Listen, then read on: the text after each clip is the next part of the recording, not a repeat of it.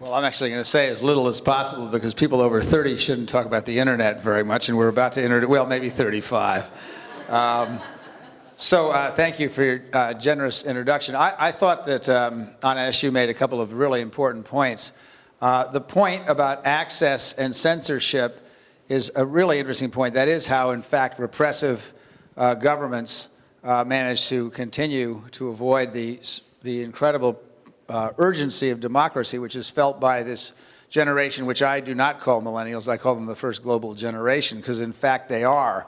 I've done a lot of work in researching on, because I was going to write a book on this generation, the first global generation, which got shipwrecked when my former student who was going to write with me, he was 23 years old, got a job as the Argentine correspondent for The Economist, and that was the end of the book, because you can't write a book if you're 60 about the internet, and that's being generous, about the internet without somebody from that generation writing it. But one of the things I discovered is on my path to doing all this is I interviewed some people who had had a lot to do with organizing Tahrir Square. And what they told me was really remarkable. I interviewed them both in person and by Skype. And one of the things that one of them told me is we got our inspiration from people on the web. The people who inspired Tahrir Square, obviously the martyr in Sidi Bou Said in Tunisia who burned himself to death, an event which some of you who follow this may know about, which was a YouTube video that was created by a cell phone of Egyptian police beating to death a kid who came upon them the police selling drugs, which sparked outrage. That was actually 2 years before Tahrir Square. But Tahrir Square, Saif told me, was inspired by Rosa Parks, Malcolm X, Martin Luther King, Nelson Mandela, and Mahatma Gandhi. And how do you suppose those folks learned all about those people in their lives and what they did? It was the availability of the web and a very, very good education in some of the universities in Cairo. That is really the model. We didn't have anything to do, contrary to what is suspected by a variety of people around the globe. We had nothing to do with the creation of Tahrir Square. What we did have to do was the creation of a new generation of Americans who, because of our values and their extraordinary technological grasping of what the internet could do, empowered themselves and spread empowerment throughout the globe. And that's what this is really about, is empowerment. So the question of access and censorship is going to be overcome simply by making sure that everybody has access. I was in Albania talking to the now Prime Minister, Edi Rama, when he was running for Prime Minister, and he said, well, this is what always happens in the Balkans and most other places in the world. You go to meet with each side, because NDI, of course, always meets with all sides, and they all complain about how the other one is going to steal the election. Those of you, I see smiles in the audience. Some of you have heard this routine before. The first thing they're going to complain is about how the other side is evil and they cheat and they're going to steal the election. And then you go see the other side and they say the same thing about the people you've just said. So Edi Rama is talking to me about what Berisha and his party are going to do. And so I've, over time, realized this is imprudent to argue with them, because you're not going to get anywhere saying, well, this really might not happen and so forth. So I said, how do you intend to overcome this? And he said, we intend to overcome it simply by having such a large margin that no amount of cheating can succeed, which is exactly what he did. And that's why he's the Prime Minister. That's the secret to overcoming censorship. The secret to overcoming censorship is access. I had a fascinating conversation at lunch with a new addition from the State Department to the Sunlight Foundation. And she made the case, and I think it's right, that what we need to do is not hold up internet development in Cuba on the condition that the Cuban government does X, Y, Z. We ought to make sure that everybody has access in Cuba with no conditions whatsoever, because as soon as that happens, the Cuban people themselves will use this unbelievable tool to begin to democratize Cuba.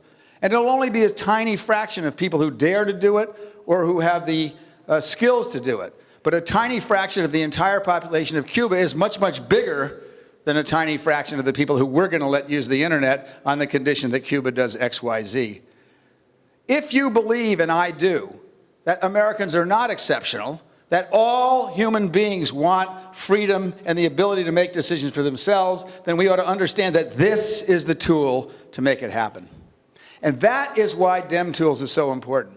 This is an inexpensive, very inexpensive because we're going to subsidize it, open source, which is absolutely critical, way of delivering empowerment tools to people all over the world who are already smart enough to know how to use them.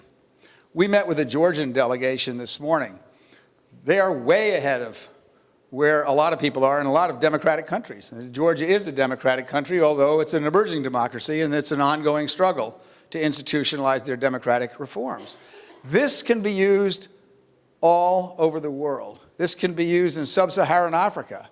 This can be used in any Latin American country you can think of. This can even be used in places like China and Iran, which have sophisticated methods of suppressing the use of the internet, because a sophisticated, widespread, young audience will always figure out how to undo the sophisticated, widespread work of the people who are employed by the People's Liberation Army or the Revolutionary Guard. That's just how democracy works. The secret of democracy, which we sometimes forget about here in Washington, is that change does not come from the center. It almost always comes from the bottom up. Then in a democracy, it's adopted by those in power, because in a democracy, those in power are sensitive to the desires, the needs, and the organizational ability of those who they serve.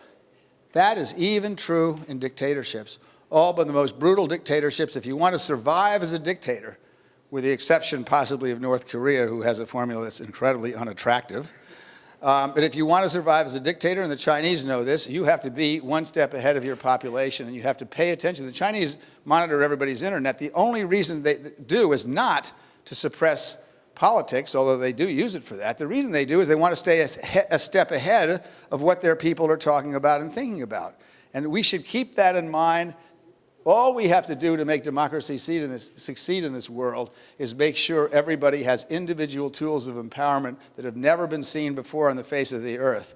And it's an extraordinary thing. My campaign, I appreciate the nice things Ivan said about me. The truth is, I didn't invent any of this stuff, which is perfectly obvious. What I did, we drew thousands and thousands of 23-year-olds from all over America, and we let them do whatever they want. And that is how we developed what 4 years later put Barack Obama into the presidency of the United States. Actually, a lot of the same kids who worked in my campaign, 27 years old instead of 23-year-olds, and 4 years smarter and more mature and more disciplined, which I did not set a good example for. But Barack Obama did, and became this extraordinary president. So I am extremely excited about this. I'm also extremely excited that Chris is the older brother of a person who worked in my campaign, who's absolutely a superstar in LA. I assume you're the older brother. And if you're not, I'm going to tell her I said you were, and she'll be really happy. Who now then went on to work in, as many of these kids have, in a political organization, which is the Los Angeles Supervisory Office. So this generation is coming of age. And it's not just coming of age in the United States. It's coming of age all over the world. And I think the only other thing I'd just like to say before I turn this over to Chris is that Anna made another point that I think is really important. She talked about net neutrality. That is critical. But the big danger in net neutrality is not governments. The big danger in net neutrality is multinational corporations. Those are the groups that could destroy the internet as we know it. And that's why the fight for net neutrality is so unbelievably important. We have to defend this extraordinary open tool that anyone on earth can use if we can only get them the training, the resources, and the connection. And that's what we ought to be focusing on. I am incredibly proud to be here. I'm incredibly proud to be a member of the board of NDI, which is an incredibly sophisticated organization that does not shrink from bringing democracy to any corner of the earth, including some that we're not allowed in. We get there anyway. So thank you very much for being here. Thank NDI and, of course, the appropriator, Anna Eshu, and others for letting us do this work. I'm incredibly excited about it. And in the long run, this may yet be one of the most important things we ever do at NDI.